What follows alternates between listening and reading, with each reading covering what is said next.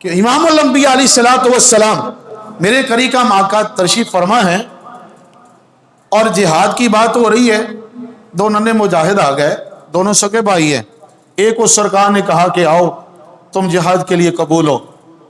دوسرا کہنے لگا حضور میں. فرمایا تم چھوٹے ہو, تم ابھی چھوٹے ہو, جہاد میں نہیں جا سکتے. یا رسول اللہ میری اس سے کشتی کرا لیں. میری اس سے کس کے ساتھ؟ جس کو قبول کر لیا گیا تھا. بولو نا بھائی, جس کو میرے آقا نے قبول کیا تھا جہاد کے لیے.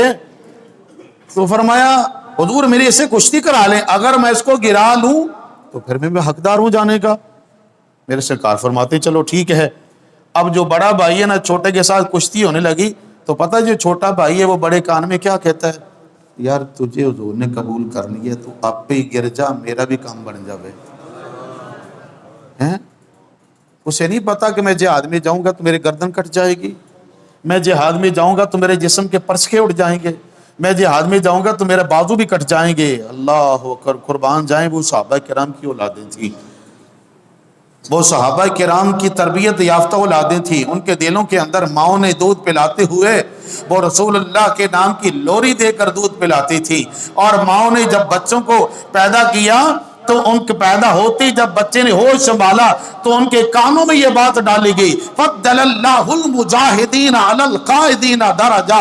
فرمایا میرے رب نے قرآن میں اعلان کر دیا ہے کہ جہاد میں جانے والوں کو گھر پر بیٹھنے والوں پر اللہ نے فضیلت بخشی ہے. تو چھوٹا کہنے لگا یار تو آپ پہ ڈگ پہ, تو آپ پہ گر جا تاکہ میری بھی گل بن جائے. تو کیا ہوا, اب دیکھو وہ بڑا ہے, وہ جان بوجھ کر اس نے اپنے آپ کو گرا لیا, جو چھوٹا اس کے سینے پر آ کر بیٹھ گیا. تو پھر کیا ہوا, عرض کہ حضور دیکھو میں نے اس کو گرا لیا, یہ جہاد میں جا رہا تو میں اس سے طاقتور ہوں تو مجھے بھی لے چلے. میرے آقا فرماتی آؤ تم بھی آ جاؤ جہاد کے لیے. اب یہ جہاد کی بات ہو رہی ہے, ایک بی بی اپنا گود والا بچہ لے کر آ گئی. عرض کیا حضور اس میرے بچے کو قبول کر لیجئے, میرے بچے کو قبول کر لیجئے. سرکار نے فرمایا ابھی یہ دودھ پیتا بچہ ہے, قربان جاؤں ماں تیرے شان پر, تیری عظمت پر.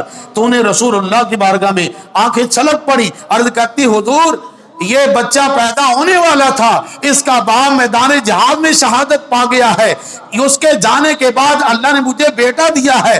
اگر میرے پاس کوئی اور بڑا بیٹا ہوتا تو اسے لے کر آتی. حضور آپ نے اعلان جہاد کے لیے مجاہدین کو پکارا ہے, اسلام کے سربلندی کے لیے مجاہدین کی تعداد کو پکارا ہے. حضور میرے پاس اور بیٹا نہیں ہے, یہی بیٹا میں لے کر آگی ہوں, حضور میری یہ قربانی قبول کر لیجئے. سرکار فرماتی ابھی یہ دودھ پیتا ہے. ماں ہاتھ باندھ کر کرتی ہے یا رسول اللہ صلی اللہ علیہ وسلم فدا کا امی بابی, میرے ماں باپ آپ پہ قربان ہو جائے. حضور مجھے بھی پتا ہے یہ دودھ پیتا بچہ ہے, نہ یہ تلوار چلا سکتا ہے, نہ یہ بھالا چلا سکتا ہے, نہ یہ کمان میں تیر کمان میں رکھ کر چلا سکتا ہے, مجھے یہ ساری بات کا علم ہے.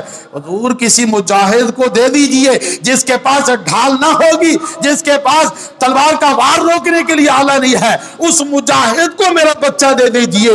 جب کوئی دشمن اسلام اس مجاہد پر وار کرے گا اسے کہہ دینا بطور ڈھال میرے لخت جگر کو سامنے پیش کر دینا, جب یہ کٹ گیا تو میں سمجھوں کہ میری قربانی قبول ہو گئی ہے.